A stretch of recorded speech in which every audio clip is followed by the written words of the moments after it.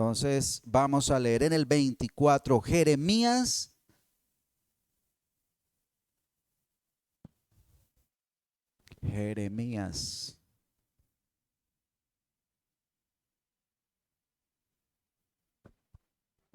Jeremías capítulo 24.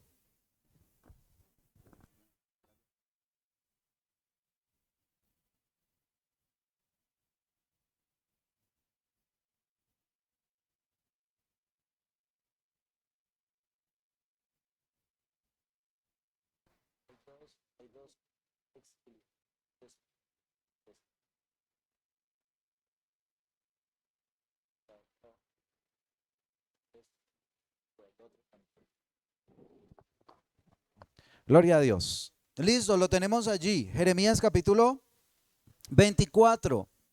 Nos habla acerca de la señal de quiénes o de qué. Eso, pero no es de los hijos, sino de los higos. Higos, eso, de los higos. Dice así la palabra del Señor. Después, escuche bien, después de haber transportado Nabucodonosor, rey de Babilonia, a Jeconías, hijo de Joacim, rey de Judá, a los príncipes de Judá, los artesanos y herreros de Jerusalén, y de haberlos llevado a Babilonia, me mostró Jehová 2 cestas de higos puestas delante del templo de Jehová. Esta es una visión, ¿no?, de Jeremías. Dice, una cesta tenía higos muy buenos, como brevas, y la otra cesta tenía higos muy malos, que de malos no se podían comer. Y me dijo Jehová, ¿qué ves tú, Jeremías? Y dije, higos, higos buenos, muy buenos, y malos, muy malos, que de malos no se pueden comer. Y vino a mí palabra de Jehová diciendo, así ha dicho Jehová, Dios de Israel, como estos higos buenos, así miraré a los transportados de Judá, a los cuales eché de este lugar a la tierra de los caldeos para bien, porque pondré mis ojos sobre ellos para bien y los volveré a esta tierra. Y los edificaré y no los destruiré, los plantaré y no los arrancaré, y les daré corazón para que me conozcan que yo soy Jehová, y me serán por pueblo, y yo les seré a ellos por Dios, porque se volverán a mí de todo su corazón. Y como los higos malos, que de malos no se pueden comer, así ha dicho Jehová, pondré a Sedequías, rey de Judá, a sus príncipes y al resto de Jerusalén que quedó en esta tierra, y a los que moran en la tierra de Egipto. Y los daré por escarnio y por mal a todos los reinos de la tierra, por infamia, por ejemplo, por refrán y por maldición a todos los lugares a donde yo los arrojé. Enviaré sobre ellos espada, hambre y pestilencia, hasta que sean exterminados de la tierra que les di a ellos y a sus padres. Amén y amén. Bueno, vamos a entrar un poquitico en contexto. ¿Qué está pasando aquí en esta visión que está teniendo Jeremías? Está en un tiempo donde termina el reinado de Judá. Entonces, vamos más atrás. El país de Israel, el reino de Israel, se dividió en dos. ¿Sí? ¿Sí recuerdan? Estuvo el rey David, estuvo Salomón, primero estuvo Saúl, David, Salomón. Salomón tuvo un hijo. Ese hijo no fue sabio y entonces el país se dividió. El reino del norte, que se siguió llamando Israel, y el reino del sur, que se siguió llamando Judá. ¿Sí? En el reino del sur estaba la descendencia de David. Allí estuvo todo su linaje y ellos siempre fueron los reyes. El reino del norte, todos los reyes que fueron de diferentes familias, una familia mataba a otra, entonces tomaba el reino, después llegaba otra y mataba a esa, y así hubo 9 dinastías. Y este pueblo tuvo siempre reyes malos. Todos los reyes del norte fueron malos, mientras que los del sur, algunos fueron buenos y otros fueron malos. Pero hubo uno en especial, muy malo, llamado Manasés. Fue terrible. Y después de que él reinó, Dios dijo, aunque ya lo había venido advirtiendo, pero dijo, el juicio viene sobre Judá y sobre Jerusalén. Se cumple o se cumple. Pero después de él nació un rey bueno. Bueno, uno malo y después uno bueno. Y en un corto tiempo se empezó a ver el cumplimiento de todos estos juicios que Dios había decretado. ¿Qué había decretado Dios? Que iba a enviar a un país del norte llamado Babilonia y que a través de Babilonia iba a destruir y a llevarse cautivo al pueblo de Judá y a Jerusalén, ¿sí? Entonces, ahí es donde está esta historia. A veces no hablamos mucho de la cautividad de Babilonia, pero fue un evento muy, muy importante que ocurrió, porque hasta allí dejó de ser un reino. Judá nunca más volvió a ser un reino.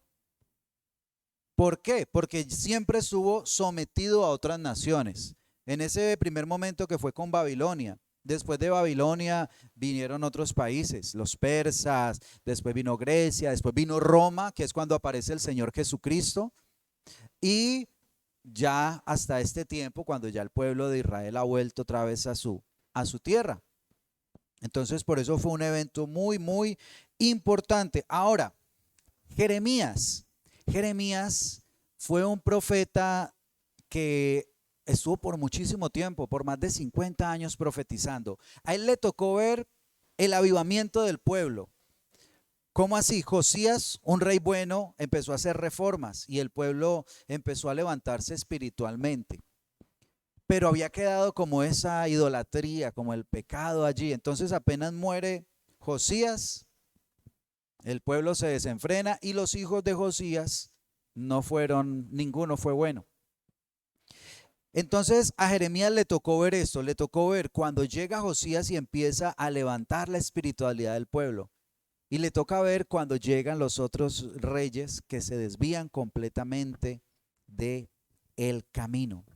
Y entonces llega el momento del juicio, aquel momento que había sido profetizado por mucho tiempo. Jeremías fue uno de esos pocos profetas que le tocó ver cumplida su profecía, porque él decía, vea, va a venir Babilonia y los va a llevar cautivos. Y muchos decían, Babilonia, eso está muy lejos, ¿qué van a venir de por allá hasta por acá a llevarnos cautivos? Yo no creo.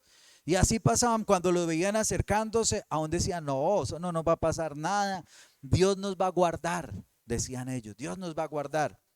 Pero ellos estaban alejados de Dios.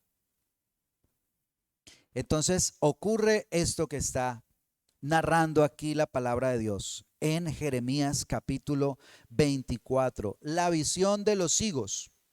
Ahora, esta visión de los higos es curiosa, porque normalmente el llamado del profeta casi siempre incluye un mensaje de arrepentimiento, ¿cierto?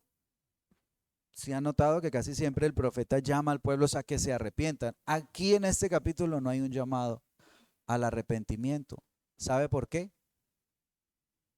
Ya no había tiempo de arrepentimiento. Dice la palabra allí, vamos a leer el versículo 1. Después de haber transportado, vamos a ver la visión, ¿no? Después de haber transportado Nabucodonosor, rey de Babilonia, a Jeconías, hijo de Joacín, rey de Judá, a los príncipes de Judá y a los artesanos y herreros de Jerusalén, y de haberlos llevado a Babilonia, me mostró Jehová 2 cestas de higos puestas delante del templo de Jehová. Entonces, el momento, esta visión nos muestra el momento. ¿En qué momento estaba ocurriendo? Después de que habían sido transportados, después de haber sido llevados por Nabucodonosor hacia Babilonia. O sea, el momento fue cuando ya había llegado el juicio. Ya había llegado el juicio. O sea, ya no había tiempo de arrepentimiento. El arrepentimiento tiene un tiempo.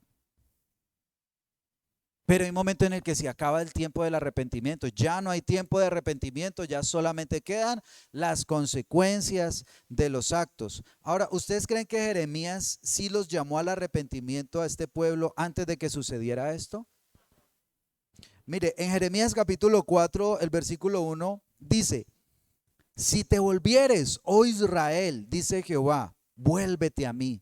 Si quitares de delante de mí tus abominaciones y no anduvieres de acá para allá y jurares, vive Jehová, en verdad, en juicio y en justicia, entonces las naciones serán benditas en él y en él se gloriarán.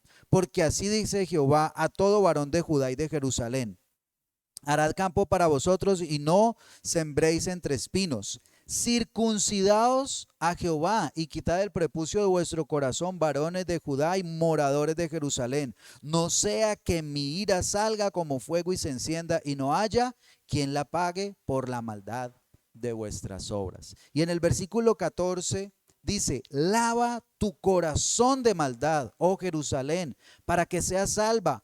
¿Hasta cuándo permitirás en medio de ti los pensamientos de iniquidad? ¿Hasta cuándo va a estar pensando en el pecado y en hacer cosas malas? Le está diciendo allí Dios a través del profeta al pueblo: arrepiéntanse, dejen sus malos caminos. Pero ese momento ya había pasado. Ya no había momento para arrepentirse. Ahora, la visión, volviendo al capítulo 24, a la visión de los higos buenos y malos,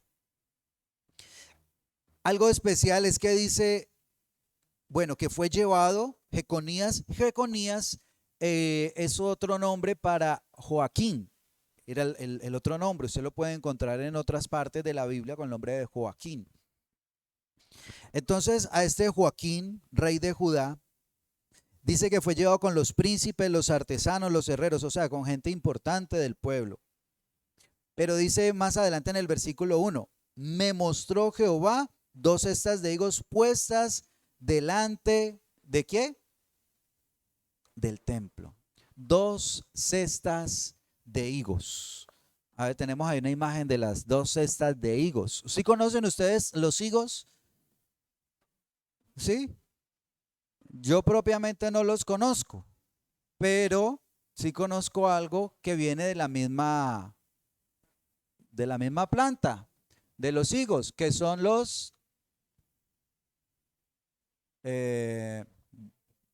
¿las qué? Las brevas, son las brevas, ¿cierto? Las brevas son un tipo de higo, digamos así. Entonces estaban las 2 cestas que estaba viendo, una de higos buenos, muy buenos, se ven lo más de rico esos higos, y los higos malos que están, pero malos. Hasta aquí me alcanza a oler maluco esos higos. Estaban, sí, bien desagradable los higos. Uy, no. Entonces estaba viendo esas 2 cestas, pero esas 2 cestas estaban ¿en dónde? Delante del templo. Estaban delante del templo. O sea, eran como una ofrenda, ¿no? Porque normalmente cuando traían estas cestas eran para traerle ofrenda al Señor. Y eso prácticamente somos nosotros. Nosotros somos ofrendas para el Señor. Amén. Dígale al que está a su lado: su vida es una ofrenda para el Señor. Ahora, ¿qué tipo de vida es usted para el Señor? ¿Qué tipo de ofrenda? ¿La buena, apetecible o la que huele maluco, que no?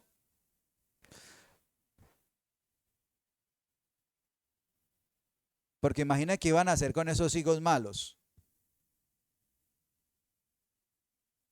Pero dice que estaban delante del templo. También nos habla de otra cosa. Y es que todos están delante de la presencia de Dios. Eso no tiene nada de extraordinario. Pero recuerde dónde estaba la canasta de higos buenos. O sea, ¿dónde estaba este pueblo? Cautivo. ¿En dónde? En Babilonia. Estaban lejos. Estaban bien lejos. Pero para el Señor es como si Él los tuviera allí, porque el Señor es omnipresente, ¿cierto? Pues para nosotros eso no tiene mayor revelación. Uy, no, pues Descubrimos que el agua moja. Para ese tiempo, para ellos sí. Para ellos Dios, el Dios de Israel, era Dios de Israel. Y él no se salía de Israel. Él estaba ahí en Israel y ya. Si alguien se metía en Israel de otro pueblo, pues Dios era el encargado de defender ese lugar o de dejar que lo destruyeran. Pero ahí, en Israel. Pero en cambio aquí está diciendo que así estuvieran lejos, ellos siempre estaban delante de la presencia de Dios. No importa dónde estemos, Dios siempre tiene su mirada sobre nosotros. Él siempre nos está cuidando. Amén.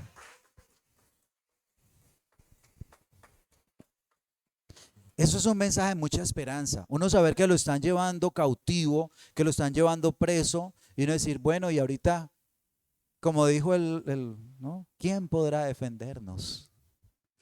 El Señor los iba a defender también allí en ese lugar. Pero había otra cesta, ¿no? Una cesta de higos bien malos. Entonces ya sabemos, representa dos grupos de personas. Unos que habían sido llevados cautivos y los otros higos, ¿qué representaban entonces? ¿Dónde estaban estos otros higos? O sea, estas personas representadas en los higos. Interesante la pregunta, ¿no? ¿Dónde estaban? Estaban en Jerusalén. No habían sido llevados cautivos, estaban allí. Entonces uno dice, pero ¿por qué si están allí son considerados higos malos, no? Qué curioso. Los que están aquí, los que se quedaron en Jerusalén, higos malos. Y los que se los llevaron cautivos de castigo por pecadores, pues son los buenos. ¿Cómo así? Pues la gran realidad es de que el juicio era para todos. Todo el pueblo estaba bajo castigo, pero el Señor les había dicho que tenían que tomar una decisión. Jeremías capítulo 21, el versículo 8, dice, mire, versículo 8 de Jeremías 21, a este pueblo, obviamente le está hablando a Jeremías, a este pueblo dirás, así ha dicho Jehová. He aquí pongo delante de vosotros camino de vida y camino de muerte. El que quedare en esta ciudad, ¿qué le pasaría? Morirá a espada, de hambre o de pestilencia. Mas el que saliere y se pasare a los caldeos que os tienen sitiados, vivirá y su vida le será por despojo. Porque mi rostro, dice el Señor, he puesto contra esta ciudad para mal y no para bien, dice Jehová.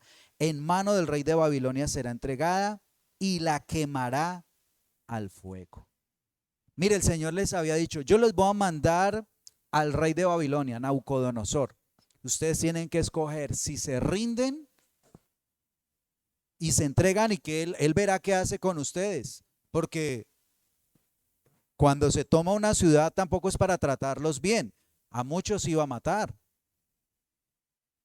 Muy seguramente. Otros serían llevados cautivos. Pero él les dijo, ríndanse. Ríndanse porque Nabucodonosor es mi siervo. Es muy curioso, ¿no? A un rey pecador, malo, que le diga, es mi siervo. ¿Por qué? Porque Dios usa al que quiere. Cualquiera puede ser un instrumento de Dios. Nabucodonosor nunca le oró a Dios y le dijo, Señor, úseme, yo quiero ser su instrumento. No, Dios lo escogió y lo trajo de por allá bien lejos, acá a toda esta tierra para destruirla. Así que él iba con el respaldo de Dios, aunque Nabucodonosor ni lo sabía, pero él iba con el respaldo de Dios. Entonces ya Dios les había dado para que tomaran la decisión y les dijo, bueno, aquí está el camino de la vida y de la muerte. ¿Ustedes qué escogen? Ahora, si le dicen a usted, parece muy fácil. No, no, pues yo quiero vivir. Pero vivir era entregarme al enemigo y quedar en las manos de él. Él verá qué quiere hacer conmigo. ¿Y si me mata? O buscar cómo me escapo. Me quedo aquí en Jerusalén, yo miro, me meto debajo de la cama. No, porque en ese tiempo creo que no dormían así. Pero bueno, se esconde detrás de la puerta o se vuela. Algunos se volaron para Egipto. Me vuelo para que no me capturen. Y eso parece una respuesta muy lógica, ¿cierto? Escapar del enemigo que viene a destruir. Pero el Señor les dijo, ustedes se van a rendir porque es que ese es el castigo que ustedes van a tener. Ahora, vamos a mirar lo que el Señor le dice a los higos buenos, el mensaje a los higos buenos. Versículo 4 dice, vino a mí palabra de Jehová, o sea, a Jeremías, diciendo, así ha dicho Jehová, Dios de Israel, como estos higos buenos, así miraré a los transportados de Judá, a los cuales eché de este lugar a tierra de los caldeos para bien. Mire, allí esta palabra nos muestra la misericordia de Dios. Entre los dos grupos, ¿quiénes habían pecado? Todos. El castigo, el juicio había venido por todos, porque todos habían pecado. La palabra de Dios dice, por cuanto todos pecaron, están destituidos de la gloria de Dios, ¿cierto? Dice Romanos 3:23. Todos habían pecado, pero Dios había traído el juicio para castigar ese pecado. Ahí estaba la situación. Si iban a rendirse y a aceptar el castigo o no lo iban a aceptar. Dios los mira con aprecio, gracia y misericordia. Ellos se sometieron al castigo, al juicio de Dios por medio de Babilonia. Esta historia me hizo pensar, me hizo recordar a alguien que estuvo por aquí, Adrián. Algunos conocieron a Adrián. Adrián, un joven que había vivido una vida muy desordenada, había cometido aún delitos. La policía lo estaba buscando porque andaba en unos caminos bastante malos. Y entonces él llega y le pregunta al pastor, o hablando con el pastor en ese momento, le dice, venga, ¿pero qué hago? Y el pastor le dice, entréguese a la justicia. Él huyéndole a la justicia y que le digan, vaya, entréguese. No, pero es que si me agarran, no sé cuánto tiempo me van a dar, porque el problema era muy grave y era años de cárcel los que tendría que pagar. Pero él le dijo, pero eso es lo correcto, porque es que los errores tienen consecuencias, los pecados tienen consecuencias y hay que pagarlos. A veces muchas personas llegan al Señor diciendo, no, yo ya me arrepentí, entonces ya, borrón y cuenta nueva en el cielo, pero aquí en la tierra quedan consecuencias. Y entonces quedan consecuencias con los hijos, con la familia, con la justicia, con los que le acreedores. Ahí está la deuda, ahí está el problema, ¿cierto? Pero el Señor nos llama a eso. Hay que pagar. Amén. Hay que pagar lo que nos corresponde a cada uno. Y eso fue lo que hizo este grupo. Y eso fue lo que sucedió con Adrián. Adrián fue a la cárcel, efectivamente, pero sabe que allá fue donde fortaleció su fe. Allá el Señor lo levantó. Tuvo que pagar, claro, tuvo que pagar. No el tiempo que debía pagar, porque el Señor en su misericordia acortó ese tiempo. Pero igual, si hubiera pagado el tiempo que tenía que pagar, pues era lo justo, era lo correcto porque había cometido errores. Pero Dios en su misericordia lo puso en paz. Ahora él tranquilamente puede andar por la calle, lo para la policía, no debe nada con la justicia, usted ya pagó. Así estaba aquí este pueblo que siguió en ese momento al rey Joaquín. Joaquín fue un mal rey, pero él cuando vino el juicio se rindió. Cuando vino el juicio, llegó el rey de Babilonia, él dijo, bueno, A ver qué van a hacer conmigo. Y se lo llevaron. Pero Dios dijo que eso sería para bien. El que se rinde a Dios es para bien. Amén. Y les dice en el versículo 6, porque pondré mis ojos sobre ellos para bien y los volveré a esta tierra. O sea, se los iba a llevar para Babilonia, pero los volvería a traer a Israel. Y los edificaré y no los destruiré. Los plantaré y no los arrancaré. Y les daré corazón para que me conozcan, que yo soy Jehová, y me serán por pueblo, y yo les seré a ellos por Dios, porque se volverán a mí de todo su corazón. Mire, el Señor no les pidió arrepentimiento, porque ya había pasado el tiempo del arrepentimiento. Le dijo, sométanse, obedézcanme. Tranquilos que de su corazón yo me voy a encargar, yo voy a trabajar. Usted lo que tiene que hacer es someterse. Y allí el Señor les enseñó a lo que era rendirse al Señor. Ellos no quisieron obedecer a Dios en la tierra que el Señor les había dado. Allá tenían que estar delante de otros dioses, de prácticas que ellos se dieron cuenta que eran perversas y que el Dios que tenían ellos era un Dios muy diferente a todos los demás. Allá ellos tuvieron que aprender a las malas, ¿no? Yo no sé por qué muchas veces uno tiene que aprender es a las malas. ¿Qué cosa? Pero allí lo aprendieron. Dios se proponía entonces volverlos, edificarlos, plantarlos, porque el propósito de Dios siempre es restaurar. Amén. El propósito de Dios es restaurar. Cuando nosotros vamos a Dios, el propósito de Dios no es destruir.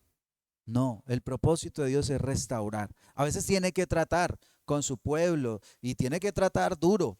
Este era un juicio muy duro. Ellos salir y saber que estaban dejando sus casas, sus pertenencias. Estaban dejando todo, sus campos, su ganado, todo. Los estaban llevando así, dejando absolutamente todo lo que ellos tenían allí.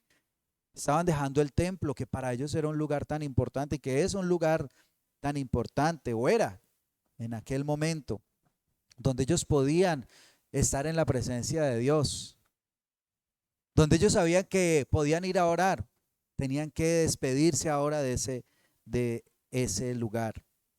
Pero algo bonito es lo que el Señor dice que iba a hacer en el corazón.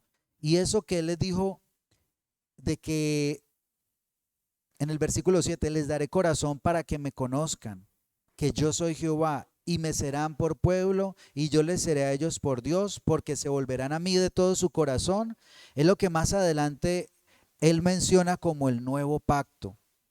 Pero ese nuevo pacto especialmente para nosotros. Amén.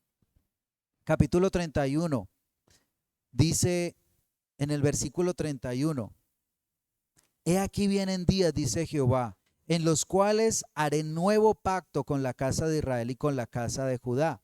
No como el pacto que hice con sus padres el día que tomé su mano para sacarlos de la tierra de Egipto, porque ellos invalidaron mi pacto, aunque fui yo un marido para ellos, dice Jehová. Pero este es el pacto que haré con la casa de Israel después de aquellos días, dice Jehová. Daré mi ley en su mente y la escribiré en su corazón. Y yo seré a ellos por Dios y ellos me serán por pueblo. Amén. Dios, ya ellos no iban a tener solamente la ley para estarla leyendo. Dios iba a poner esa ley en sus corazones. Dios iba a renovar esos corazones. Y eso es lo que Dios hace con nosotros. Cuando nos rendimos a Él, Él renueva nuestro corazón. Amén. Él obra en nuestro corazón. Él nos da un nuevo corazón que nos ayude a seguirlo, que nos ayude a amarlo, que nos ayude a buscarlo, que nos ayude a obedecerlo. Amén. Ese fue lo que sucedió con estos higos buenos. Los higos buenos, el ejemplo de Joaquín. Por ahí tenemos una foto de Joaquín, ¿cierto? Pongamos una foto de Joaquín.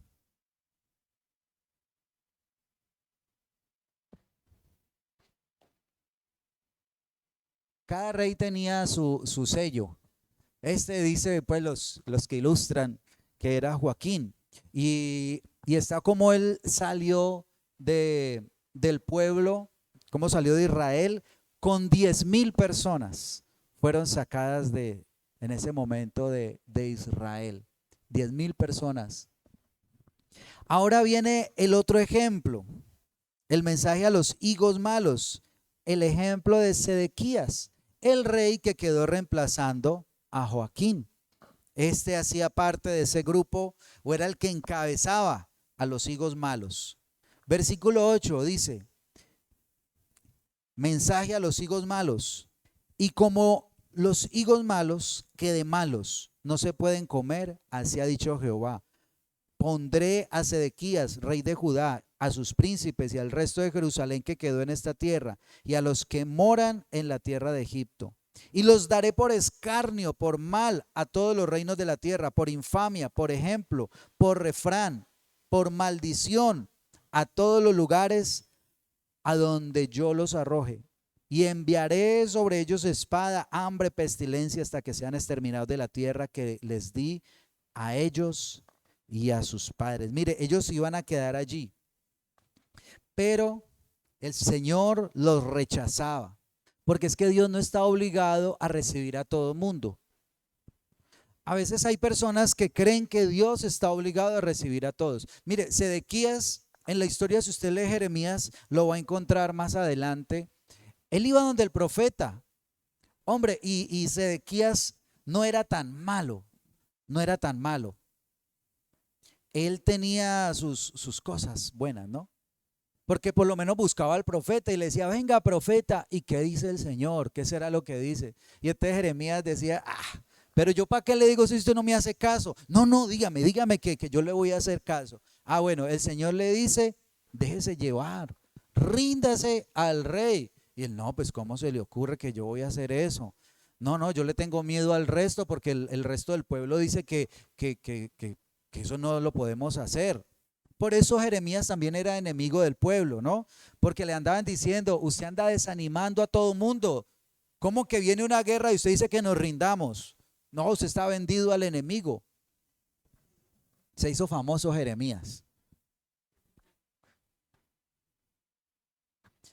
Ese era Sedequías, nunca quiso obedecer lo que el Señor le mandaba hacer. Por eso Dios lo rechazaba. Él rechaza a todos los que no se someten a Él. O sea, todos estaban bajo juicio, pero en ese juicio unos aceptaron el juicio y otros no quisieron aceptar ese juicio, no se quisieron rendir. No se quisieron someter a Dios a través de Nabucodonosor, rey de Babilonia. Entonces, ¿qué era lo que se proponía a Dios? Castigarlos. Porque cuando una persona no se somete a Dios, cuando un pueblo no quiere obedecer a Dios, ¿qué más queda? Sino el juicio. Por causa del pecado. Ahora, no hemos hablado de los pecados de ellos, pero ellos eran bastante malos. En ese lugar había corrupción, había robos, había muertes, había extorsión. Oiga, cualquier parecido con la realidad es pura coincidencia, ¿no? Había brujería, había idolatría. Había altares paganos, levantaban altares, por ahí iban a los ríos, iban a los montes y levantaban altares para adorar a otros dioses, a otros ídolos. En las terrazas, allá se ponían a hacer sus cosas, a prender esas cosas que huelen, esos incienso, ¿no? Para adorar a esos dioses. No confiaban en Dios, sino que detrás de la puerta ya pegaban algo, colgaban algo, que eso era lo que los iba a proteger. Se ponían cosas en las manos, vendas, manillas. No, es que esto es lo que me protege. Y entonces Dios veía, o sea que usted no está confiando en la protección de Dios. Usted está confiando entonces en la manilla, está confiando en lo que se está colgando. Por todas esas cosas vino el juicio de Dios sobre este pueblo y sí que la pasaron mal. Todo lo que dice allí, usted puede seguir leyendo. Ellos pasaron hambres, pestes, igual el pueblo, el enemigo igual entró y los destruyó. Dios se propuso castigarlos. En el libro de Reyes está la historia de cómo termina estos dos reyes. El segundo de Reyes, el último capítulo. Segundo libro de Reyes, capítulo 24.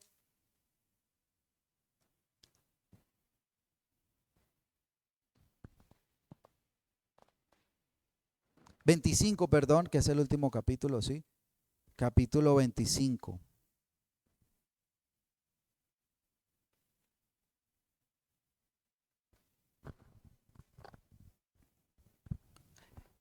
Bueno, primero, mire lo que pasó con Joaquín en el capítulo 24, antes de pasar al 25. Mire lo que pasó con Joaquín en el 24, 24:8. Dice, de 18 años era Joaquín cuando comenzó a reinar y reinó en Jerusalén. ¿Cuántos meses? 3 meses, de diciembre a marzo.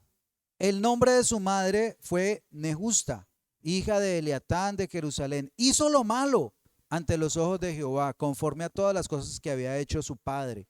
En aquel tiempo subieron contra Jerusalén los siervos de Nabucodonosor, rey de Babilonia, y la ciudad fue sitiada. Y vino también Nabucodonosor, rey de Babilonia, contra la ciudad cuando sus siervos la tenían sitiada.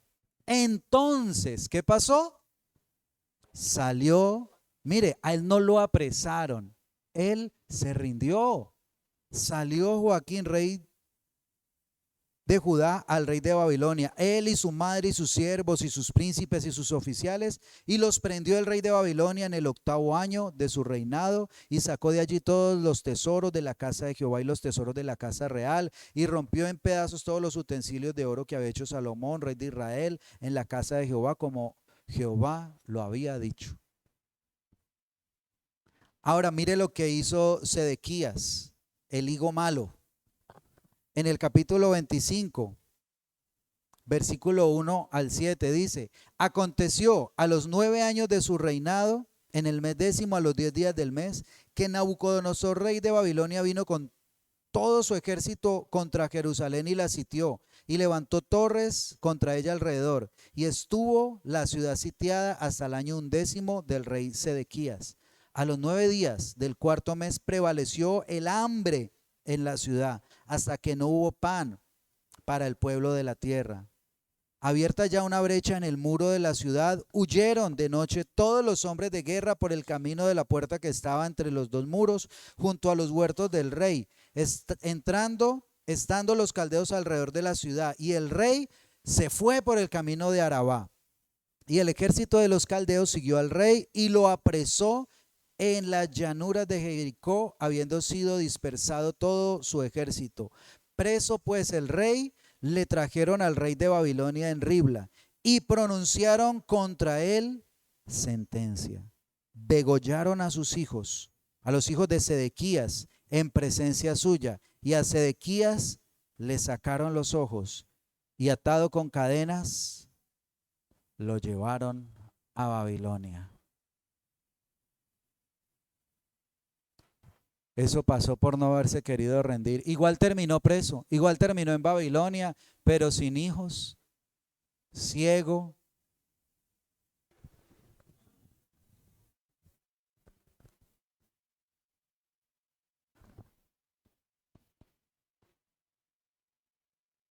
Y mire lo que dice de el final de Joaquín en el versículo 27.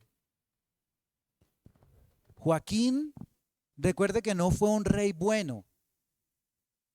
Lo único bueno que hizo fue que se rindió. Se rindió al juicio de Dios. Dice el versículo 27, aconteció a los 37 años del cautiverio de Joaquín, rey de Judá, en el mes 12º, a los 27 días del mes, que Evil Merodac, rey de Babilonia, o sea, ya el hijo de Nabucodonosor, en el primer año de su reinado, libertó a Joaquín, rey de Judá, sacándolo de la cárcel, y le habló con benevolencia, y puso su trono más alto que los tronos de los reyes que estaban con él en Babilonia, y le cambió los vestidos de prisionero, y comió siempre delante de él todos los días de su vida, y diariamente le fue dada su comida de parte del rey, y de continuo todos los días de su vida.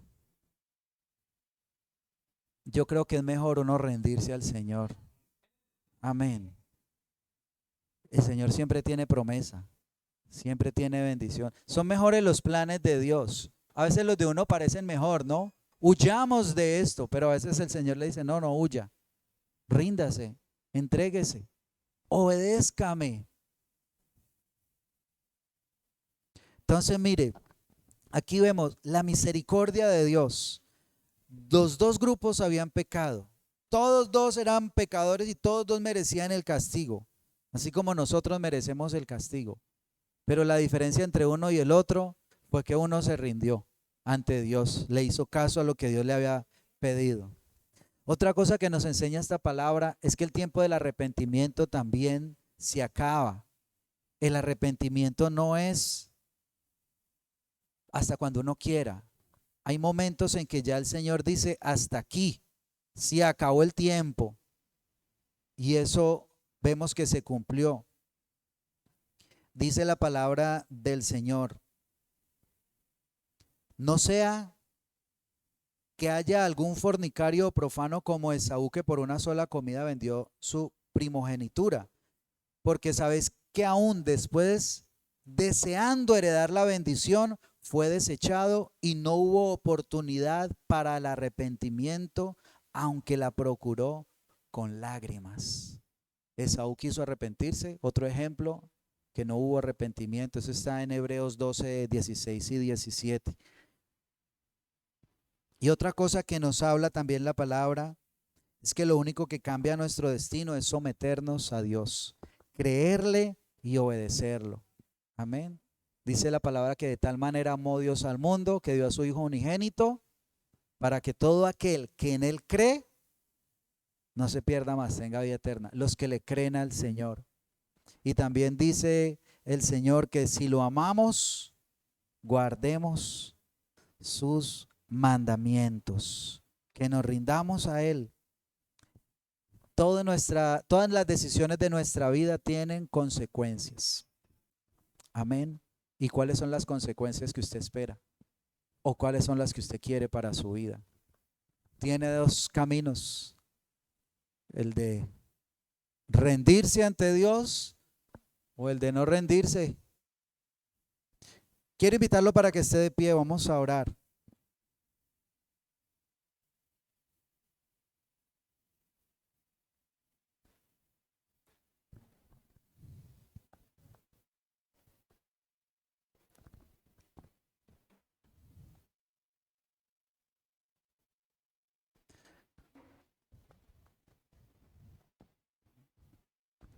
Nuestras decisiones son las que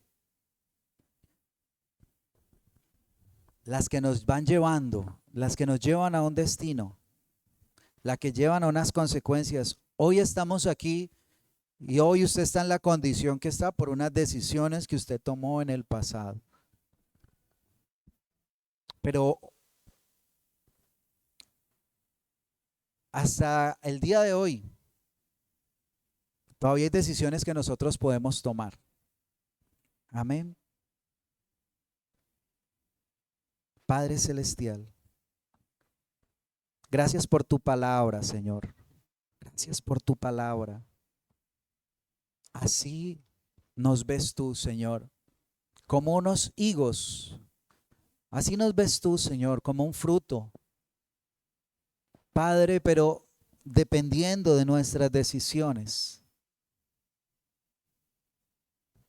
dependiendo de que nos rindamos a ti o no, así seremos esos higos buenos o esos higos malos. Padre Celestial, quizás hoy debamos arrepentirnos y pedirte perdón. Quizás hasta el día de hoy todavía tenemos oportunidad y mañana no sabemos si hay oportunidad para el arrepentimiento. Muy seguramente Sedequías quiso arrepentirse cuando había sido tomado preso por el rey de Babilonia, cuando veía que degollaban sus hijos, cuando sacaban sus ojos, pero ya no hubo oportunidad para el arrepentimiento, Señor. Hoy nosotros tenemos oportunidad todavía del arrepentimiento. Hoy tenemos todavía oportunidad, Señor, de rendirnos a ti. Hoy tenemos todavía oportunidad, Señor, de cambiar el destino. Señor, el pueblo de Israel confiaba que porque venía al templo, ya por eso estaba bien contigo, Señor, aun cuando seguían haciendo mal sus cosas. Pero fue una decisión, Señor, la de rendirse, la de permitir, Señor, que tú obraras, aunque no se veía como algo bueno. Pero esa fue la decisión que cambió la vida de estas personas y la decisión que permitió que hasta el día de hoy haya sobrevivido el pueblo de Israel, Señor. Porque las decisiones que tomemos tienen consecuencias aún eternas. Tienen consecuencias aún sobre nuestros hijos, sobre nuestra descendencia. Y tiene consecuencia para nuestro destino eterno, Señor. Por eso hoy, Señor, venimos a ti a pensar, a meditar y a reflexionar cuál será nuestro destino, cuál será su destino. Si el Señor le mostrara lo que sucedería con sus decisiones, con las decisiones que está tomando en su vida espiritual, ¿cuál va a ser el resultado de aquí a unos años si usted continúa con la vida espiritual que lleva? ¿Cuál será su destino con su familia, con las decisiones que usted hasta el día de hoy ha tomado? ¿Cuáles van a ser las consecuencias? Quizás en su economía por las decisiones que usted ha tomado. Porque toda decisión que tomamos en nuestra vida tiene unas consecuencias. Padre Celestial, ¿qué pasará en los próximos años? No lo sabemos, Señor, pero toda decisión tiene consecuencias. Las personas con las que decidimos, Señor, relacionarnos, los negocios con los que hacemos, Señor, el descuido en la vida espiritual, Señor, el darle prioridad a otras cosas antes que a ti. El decidir desobedecerte, Señor, en algo que tú ya has dicho que debemos hacer, Señor, nos pone en un lugar o en otro. Tu palabra dice, Señor, que no hay tibios, Señor, porque al tibio tú lo vomitas de tu boca. Fríos o calientes, higos buenos o higos malos, pero no hay intermedios, Señor. Contigo son, o hacemos tu voluntad o no hacemos tu voluntad. Padre Celestial, gracias te damos, Señor, por esta mañana, por la oportunidad que nos das de venir a tu presencia. Y quizás hoy nosotros debemos tomar una decisión si nos rendimos a ti o no nos rendimos a ti. Maravilloso Dios. Y yo quiero invitarlo en esta mañana, que si usted siente la necesidad de renovar su entrega al Señor, usted venga aquí adelante. Venga al altar del Señor y decida renovar su compromiso con el Señor, o si no ha hecho nunca ese compromiso, que usted le diga, Señor, ayúdame a rendirme a ti, porque la ayuda viene de Dios. Él es el que cambia los corazones. Nosotros no podemos cambiar nuestro corazón. Él es el que cambia nuestros corazones. Así que yo lo invito, si usted quiere pasar aquí adelante, renovar con el Señor, usted le dice, Señor, yo quiero cambiar el destino. Quizás el destino, Señor, hacia el que estoy caminando no es el que yo quiero, Señor, no es el que tú tienes para mí. Quizás tú quieres otro destino para mí, Señor.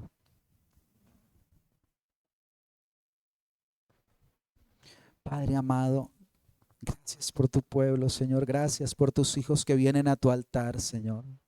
Gracias, Señor, porque tú nos das hoy la posibilidad, Señor. Mañana no sabemos si hay oportunidad de arrepentirnos.